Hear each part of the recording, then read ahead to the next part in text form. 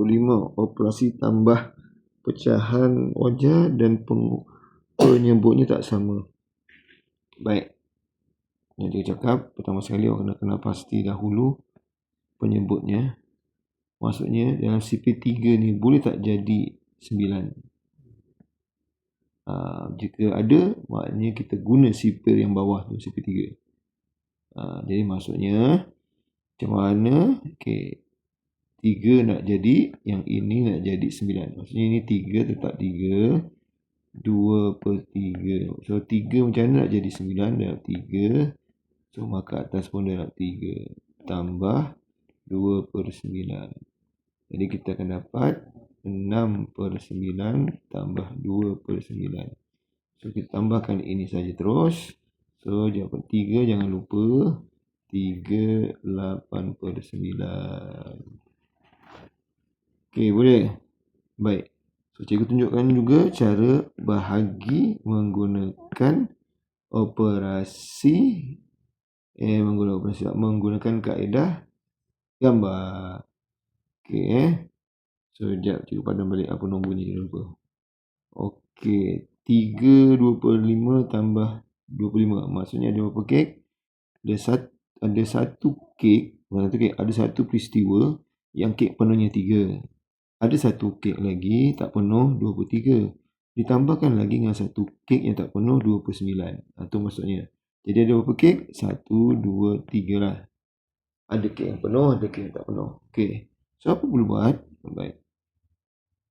2/3. Kita buatlah gambar rajah 2/3.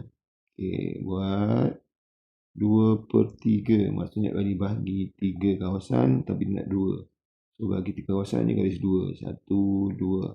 Okey, inilah 2/3. Oh, salah. Kita nak warnakan gitu. Ini. Okey, so jawapannya 2/3. Dah.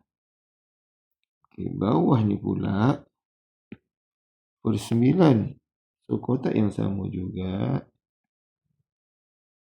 Okey, nak dibahagikan kepada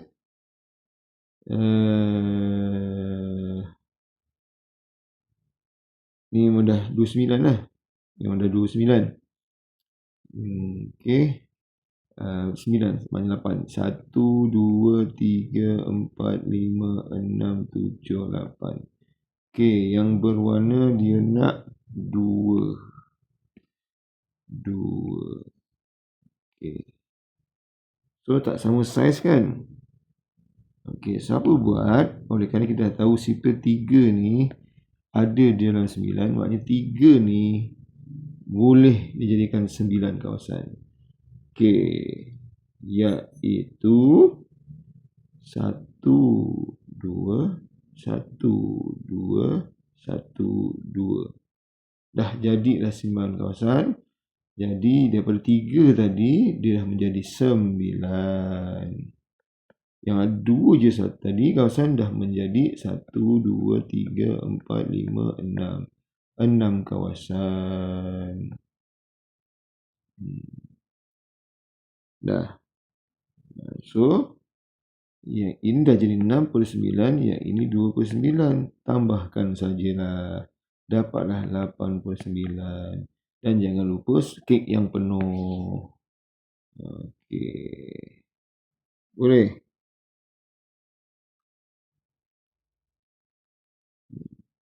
So tambahkan. Jawapannya ialah 38/9. Gitu saja.